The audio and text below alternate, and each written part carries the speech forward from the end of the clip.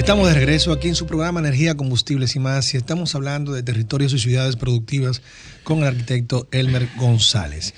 Antes de tomar la pausa, estuvimos hablando de lugares, de ejemplos de lugares donde se ha encontrado cuál es la vocación del lugar, que esa es una de las partes principales e iniciales de esta área, territorios productivos y de la geoeconomía, un término que aprendimos hoy con el amigo Elmer, y ejemplos de esto que son buenos para hacer puertos, buenos para establecer plataformas importantes de energía, y pueblos también que se han desarrollado en el turismo, incluso nuevos en la República Dominicana, como es la zona, por ejemplo, algunos lugares de María Trinidad Sánchez, Nagua, Cabrera, Río San Juan, que son lugares que no tienen tanta tradición de un turismo a gran escala, pero sí en los últimos 10, 15 o 20 años, a lo más, se ha desarrollado un turismo importante, y con ello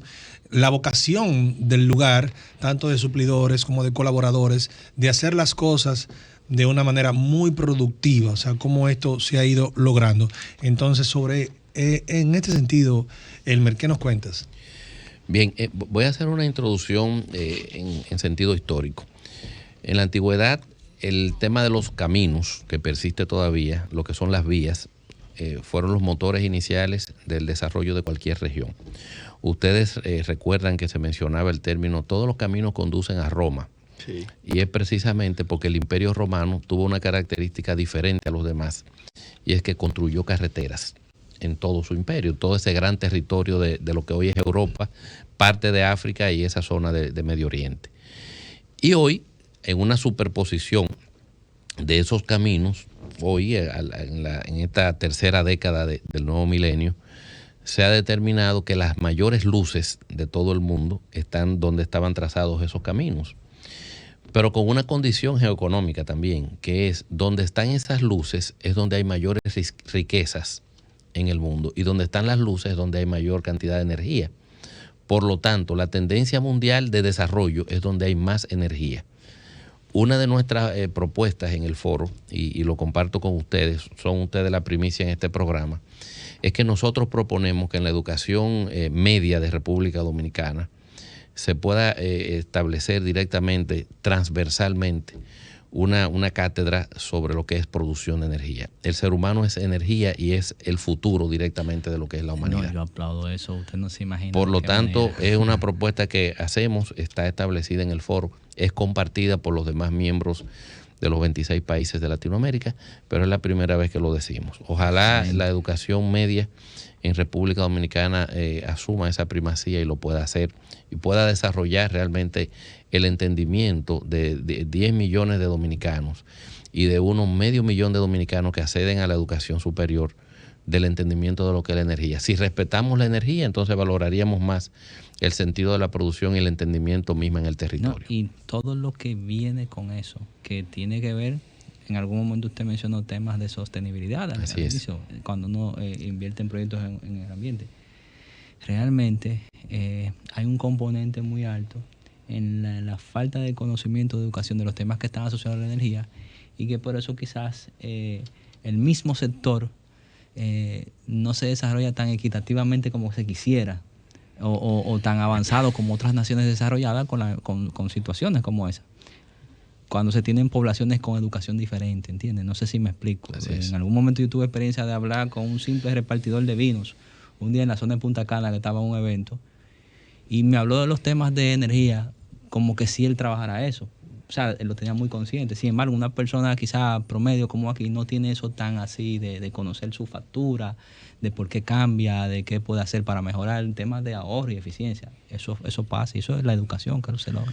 Y el tema, antes de todo, tenemos que decir que este segmento es patrocinado por la marca de combustibles Next. Te llevamos más lejos. Ese tema de la interconexión física a la que tú te refieres, inclusive me imagino que en el abordaje de la geoeconomía y de la ciudad, el término ciudad y territorios productivos, pues trasciende incluso ya la interconexión humana. El hecho de que hoy en día, por ejemplo, señalaba Colón, se den la necesidad de crear facilidades intra ciudad o interciudad que puedan llevar una actividad productiva desarrollada dentro de una ciudad en particular al beneficio de otra. Por ejemplo, ahorita mencionaba Luis el caso de Manzanillo. Manzanillo, hay un proyecto que el gobierno lo ha opado y lo ha asumido como, digamos que, el portaestandarte de su agenda en materia de generación eléctrica, que es la central de 800 megavatios que se pretende instalar a gas natural en esa zona. Pero dentro de los componentes que tiene ese proyecto, se incluye una regasificadora, un gasoducto que va desde esa zona hasta otro punto de interconexión y una línea de transmisión de electricidad que prácticamente va a evacuar la gran parte de esa energía a zonas que hoy en día no reciben tanto como lo sería la zona del sur. Entonces, ¿hasta qué punto en el proceso de organización de una determinación productiva en una región se materializa, se vislumbra el hecho de la interconexión entre un terreno productivo y aquel que no lo es tanto, pero que requiere de la actividad que se desarrolla en el otro? Y tal vez lo podemos ver incluso no tan solo dentro de un mismo territorio país, sino también dentro de un mismo territorio continental. Y aprovecho para meter el tema que hablábamos allá afuera, lo que está pasando hoy en día con este tema bélico.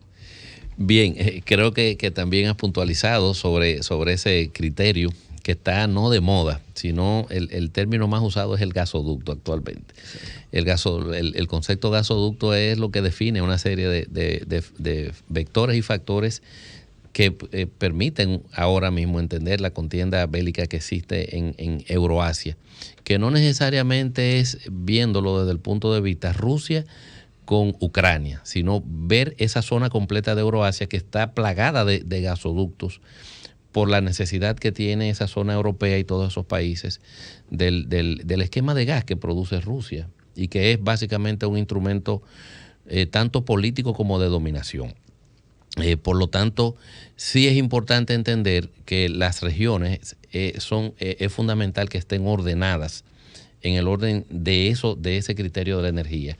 El sentido cooperativo de donde se genera la energía es lo que puede permitir el desarrollo de esa región y de las zonas adyacentes. Uno de los temas que más me motiva es ese de la zona de Manzanillo especialmente. Es que es un potencial geográfico, debemos verlo así. Es un potencial geográfico en términos de la geolocalización que tiene República Dominicana, pero sobre todo en ese sentido de la generación. Son proyectos estudiados, son proyectos que pueden realmente crear un impacto en el sentido energético, en el sentido de la prosperidad, de los índices de prosperidad humana. Pero también hay otro vector que creo que es importante mencionar, lo que es el sentido de cómo nosotros ordenamos el territorio. Nosotros tenemos 10 regiones de desarrollo en el país. Y específicamente uno de los temas que debe alimentar de una manera cohesionada esas regiones es el sentido de cómo se distribuye y cómo se genera la energía para nosotros en el presente y en el futuro, inclusive visualizándolo en esta década 2030.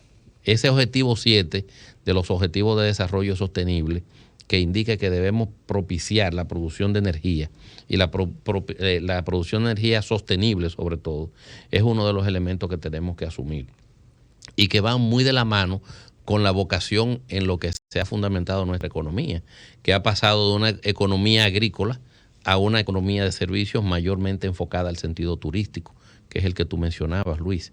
O sea, aquí hay zonas donde están siendo visualizadas de otras zonas mundiales para la adquisición de territorios dominicanos enfocado al turismo, pero ese turismo opera en función de una producción de energía fundamentalmente.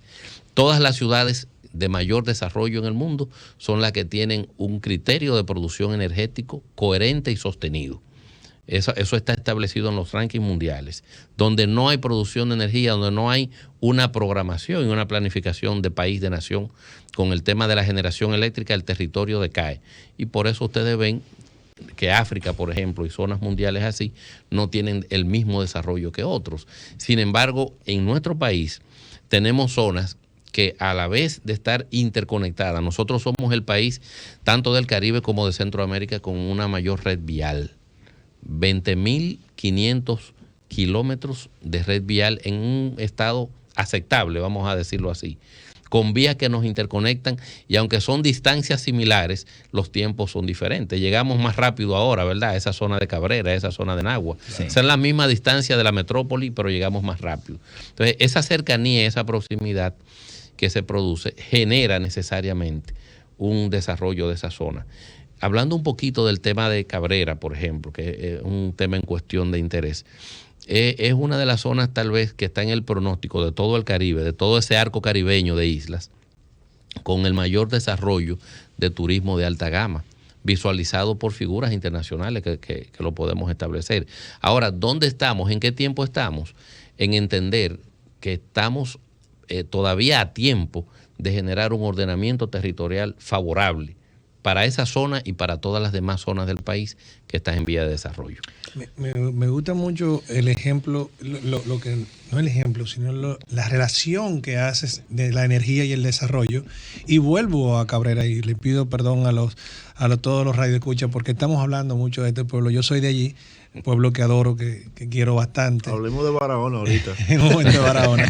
Pero bueno, porque por lo que lo conozco y Elmer lo conoce también, pues lo hemos tomado como ejemplo.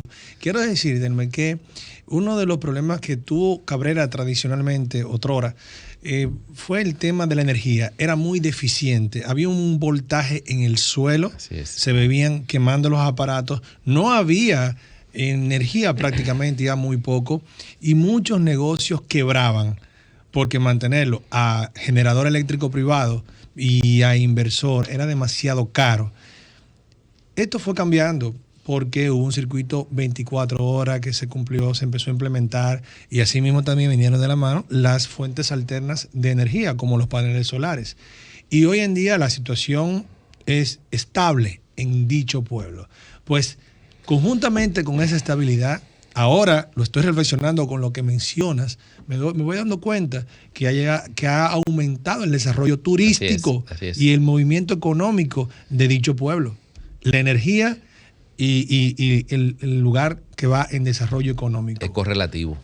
Es así. Sí. Bueno, Tenemos que ir a la pausa, pero seguiremos hablando de los temas relacionados a territorios y ciudades productivas con nuestro invitado de hoy, Elmer González. Mantengan la sintonía, por favor. Energía, combustibles y más.